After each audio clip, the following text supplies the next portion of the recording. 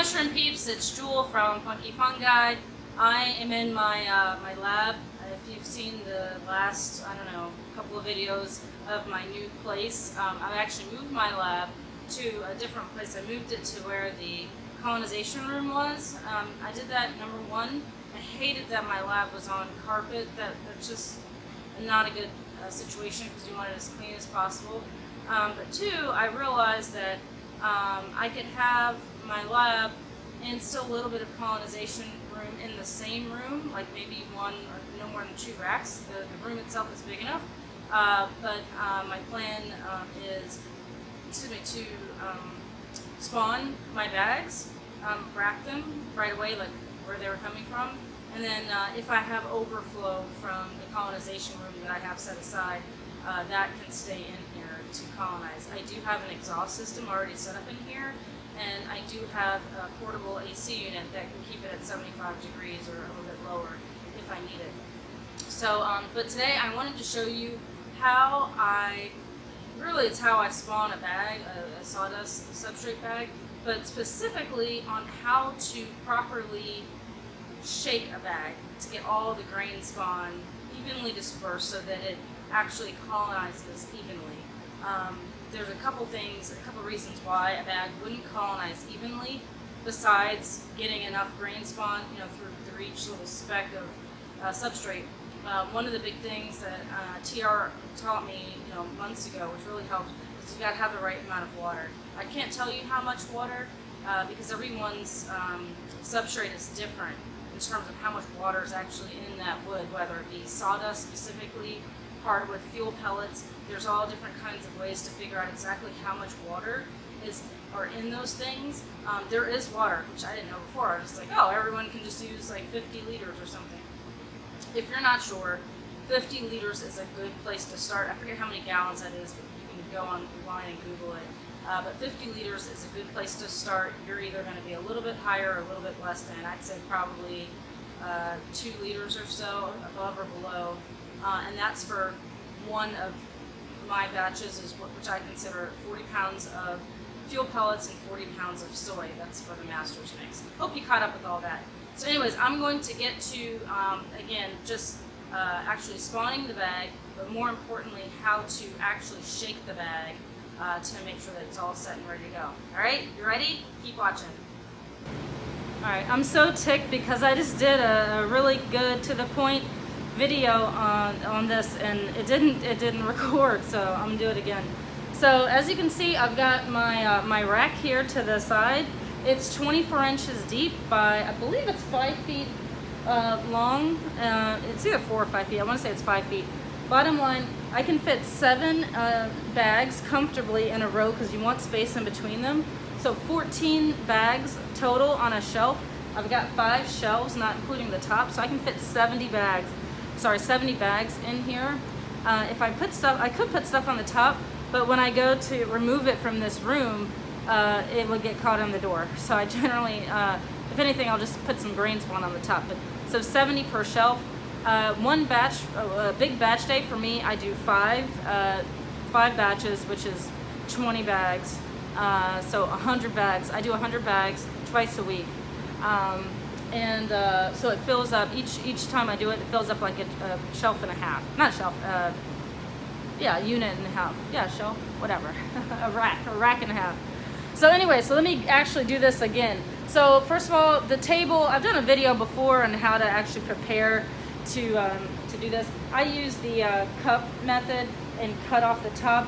You can do the pour method, whatever it is, but this video is actually on shaking the bag.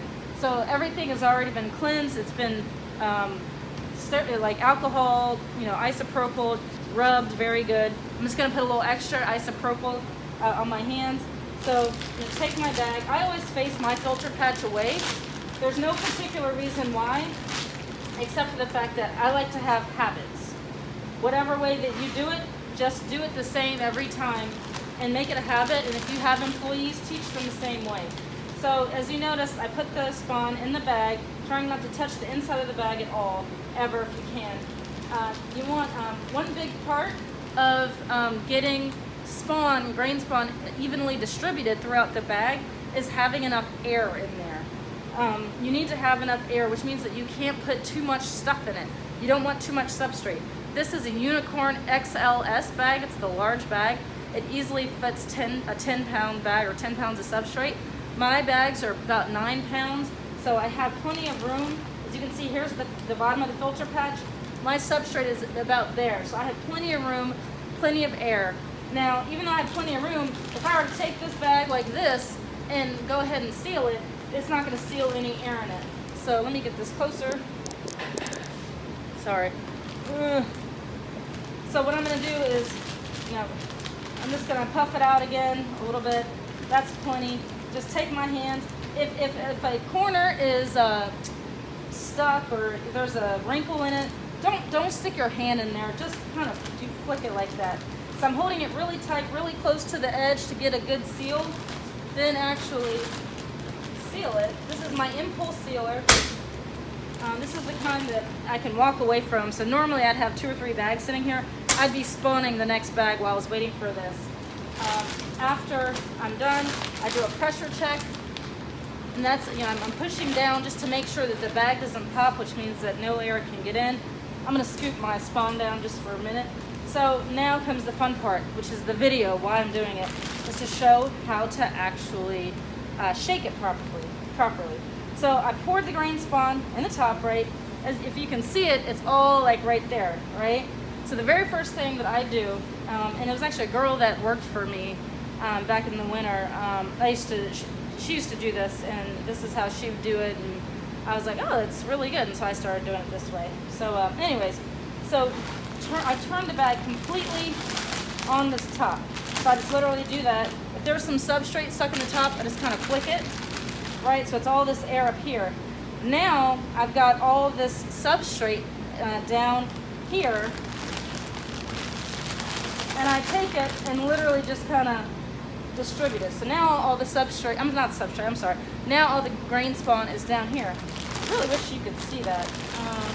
Maybe I'll try to get it closer. The next things I do is I kind of just take it and roll it. If there's any clumps of your substrate, like your sawdust substrate, or the grain spawn for that matter, this is when you want to break it up. This bag's a little wet, you can tell. Yep, just kind of roll it. If you still see a lot up here, I'm sorry. If you still see, there we go. If you still see a lot up here, again, take the bag, pull it up like this, and then just shimmy it down. And now it's all the way down here, like that. And then just visually inspect.